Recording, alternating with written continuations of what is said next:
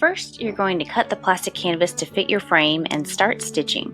Pick a simple cross-stitch pattern that you like, thread your yarn onto the needle, tie a knot at the end, and then start making X's based on the pattern.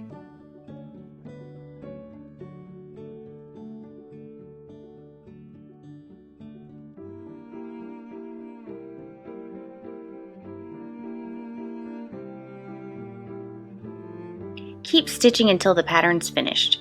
Make sure to leave plenty of blank space so that you'll have room to hang your earrings.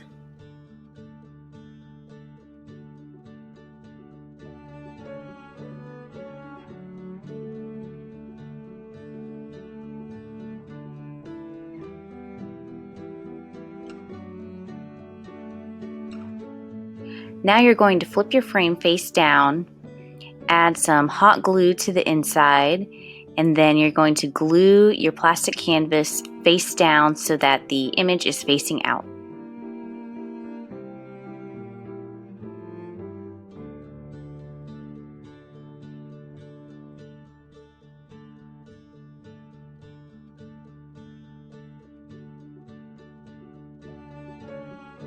Now we're all done, and all that's left is to add your earrings.